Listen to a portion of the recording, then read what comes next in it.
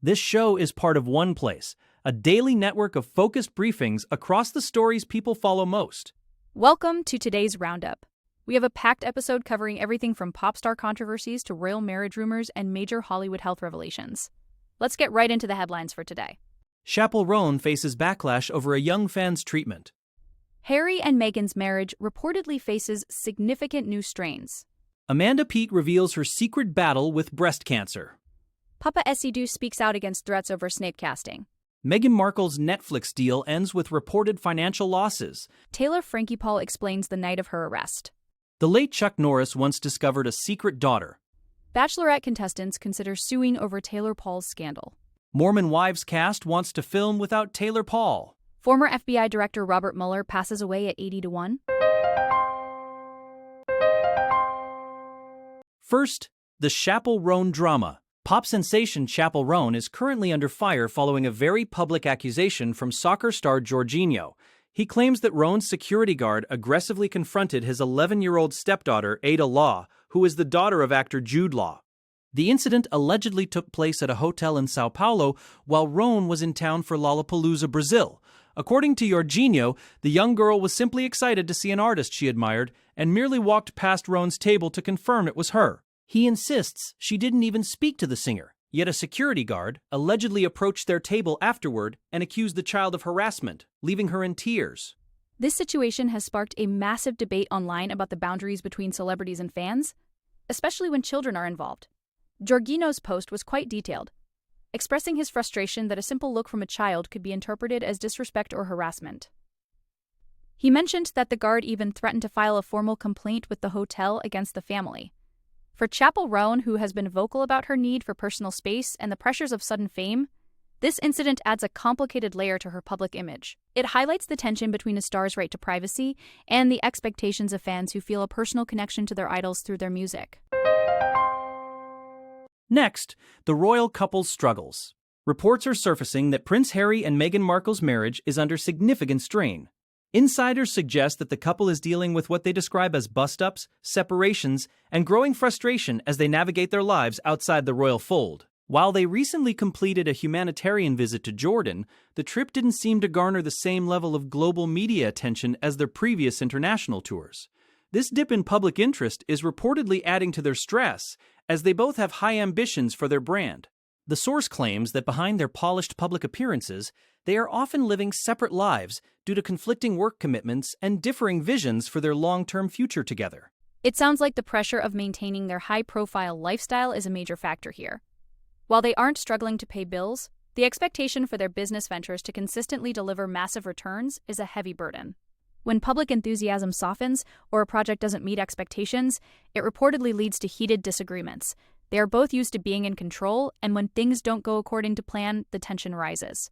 This narrative of boredom and money worries is a sharp contrast to the fairy tale image often associated with them. It suggests that the reality of building a global brand independently is proving to be much more challenging and taxing on their relationship than they anticipated. Now to Amanda Peet's news. Actress Amanda Peet has shared a deeply personal essay in The New Yorker, revealing her private battle with stage 1 breast cancer. She was diagnosed last fall after a routine scan showed unusual changes. What makes her story even more poignant is that she was navigating this health crisis while both of her parents were in hospice care on opposite coasts. Peet described the harrowing experience of flying to New York to see her father, only to arrive shortly after he passed away. She then had to return to Los Angeles to be with her mother while simultaneously processing her own diagnosis. Her sister, who is a doctor, helped her navigate the medical complexities during this incredibly overwhelming period of grief. Peet's honesty about the timing of her diagnosis is truly moving. She mentioned that she had been monitored for years due to having dense breast tissue, which requires extra vigilance. Interestingly, she noted that after receiving the diagnosis, she felt a strange sense of clarity or even happiness compared to the anxiety of the unknown. Her co-star Olivia Munn also went public with a breast cancer battle recently, which Peet alluded to in her writing. By sharing her journey from the initial biopsy to treatment, Peet is shedding light on the reality of managing a serious illness while dealing with the heavy emotional toll of losing parents. It is a powerful reminder of the importance of routine screenings and the resilience required during life's hardest moments. Moving to the Potter reboot. Papa Essidou, known for his role in I May Destroy You, has opened up about the horrific abuse he's faced since being cast as Severus Snape in the upcoming HBO Harry Potter reboot. He told the Times of London that he has received actual death threats, with trolls telling him to quit or be murdered. Despite the intense racism and hostility, Esidu remains committed to the role. He grew up as an avid reader of the books, finding escapism in them during his childhood. He acknowledges that taking on a character so famously portrayed by the late Alan Rickman is a massive undertaking that will change his life over the next decade, but he is determined to make the character his own. It is truly disheartening to hear that an actor has to deal with such threats just for doing his job. Esidu admitted that while he tries to stay positive, the threats do affect him emotionally. However, he also said the abuse fuels his passion. He wants to ensure that kids who look like him can see themselves represented in the magical world of Hogwarts, just as he imagined himself there as a child. He's choosing to surrender to the commitment of the series, which could last until he is 45. His resolve to not be intimidated by online hate is inspiring, as he focuses on the importance of representation and the pride he feels in being part of such a beloved franchise. Next, Meghan's Netflix exit. Meghan Markle's partnership with Netflix, specifically her brand As Ever, has reportedly come to an end after less than a year. Her lifestyle cooking series With Love, Meghan was canceled after only 2 seasons, and insiders claim the streaming giant lost millions on the deal. Reports suggest that there was significant friction behind the scenes, with some staffers alleging that Meghan was difficult to work with.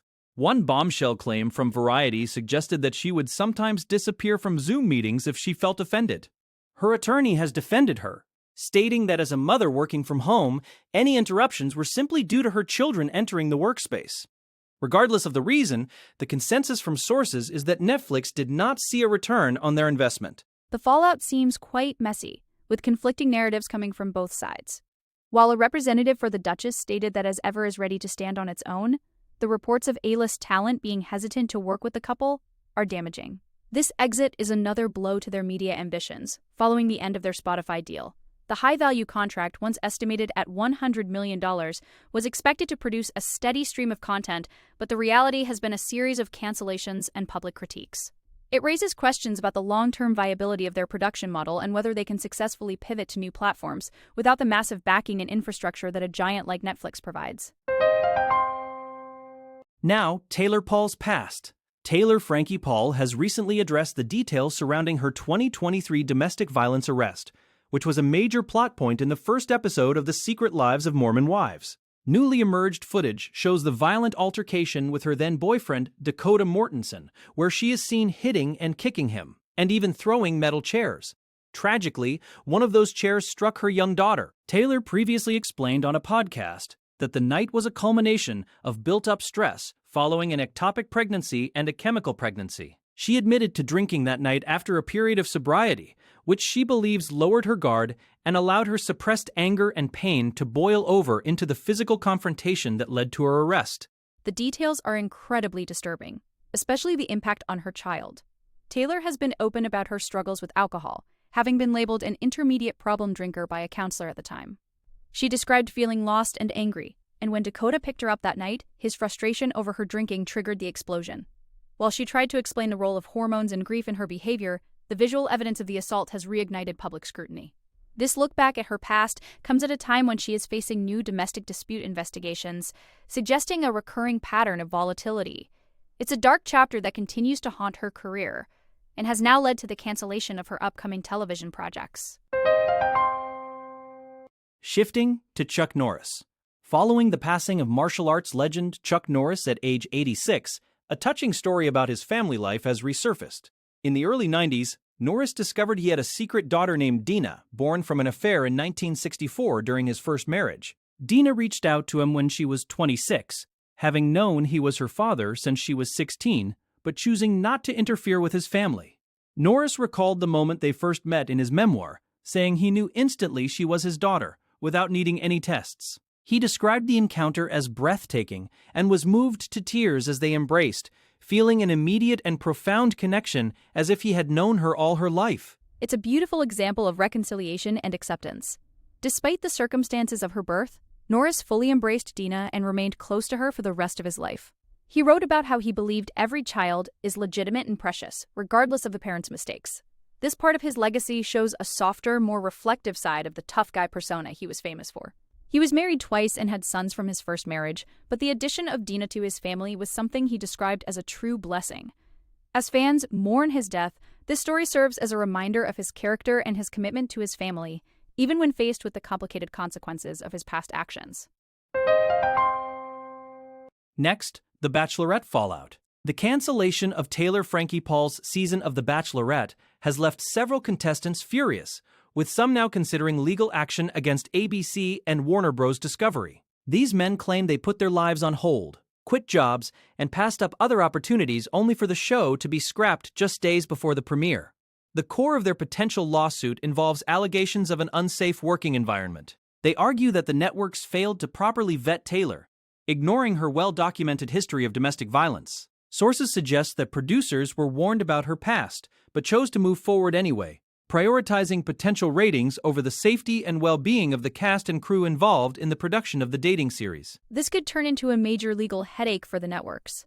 If it's proven that they knowingly ignored red flags regarding Taylor's temper and previous arrest, the contestants might have a strong case for a significant payout. The financial loss for the network is already massive, as they've spent millions on a season that will never air. There are even reports that producers brushed aside complaints about her behavior during filming. This situation highlights the risks of casting controversial reality stars for the sake of drama. The men involved feel they were placed in an intimate setting with someone who had a violent history without being properly informed, and they are now seeking accountability for the time and career opportunities they lost. Now, the Mom Talk future. The cast of The Secret Lives of Mormon Wives is reportedly eager to continue filming the show's 5th season, even if it means moving forward without Taylor Frankie Paul. The recent domestic assault investigation involving Taylor and Dakota Mortensen paused production because the other women felt uncomfortable filming amidst the abuse allegations. However, insiders say the group has actually grown closer during this hiatus, leaning on each other for support. While they are anxious about the future of the series, they believe the show can survive and even thrive without its most controversial member. They are hopeful that they can finish the season on a high note by focusing on their own lives and the dynamics within the rest of the group. It's an interesting shift for the series, which has largely centered around Taylor's drama. The other cast members, including Jen Affleck and Whitney Levitt, seem ready to step out of her shadow. There is a sense of resentment among some of the women, as Taylor's personal scandals have repeatedly put their own careers and the show's future at risk. By continuing without her, they hope to distance themselves from the violence and legal issues that have recently dominated the headlines. Whether the audience will stay tuned without the central figure of the Mom Talk scandal remains to be seen, but the cast is clearly ready to try. They want to prove that their stories are worth telling, independent of the chaos Taylor brings. Finally, Robert Mueller's passing. Former FBI Director Robert Mueller has passed away at the age of 80. Mueller, who led the Bureau from 2001 to 2013, was a pivotal figure in American law enforcement, serving through the aftermath of the September 11th attacks. He later gained even more prominence as the special counsel investigating Russian interference in the 2016 election. His family confirmed his passing, noting that he had been battling Parkinson's disease since 2021. His health had significantly declined in recent years, leading to his retirement from law and teaching. Despite his long career of public service, his death was met with a harsh response from Donald Trump, who posted on social media that he was glad Mueller was gone, citing the investigation that targeted his allies. Mueller's legacy is complex and deeply tied to some of the most significant events in modern U.S. history. He was the second longest-serving FBI director, known for his efforts to modernize the Bureau and shift its focus toward counterterrorism and intelligence. Even as his health failed, he remained a figure of intense political debate. The news of his Parkinson's diagnosis only became public in 2025, explaining his withdrawal from public life and the dropping of subpoenas for his testimony in other investigations. While his critics, including the former president, continued to blast his work as special counsel, many others remember him as a dedicated public servant who navigated the country through some of its most challenging times with a steady and disciplined hand. That wraps up our briefing for today. Thank you for joining us for this daily roundup of the stories that matter most. We will be back tomorrow with more updates and deep dives.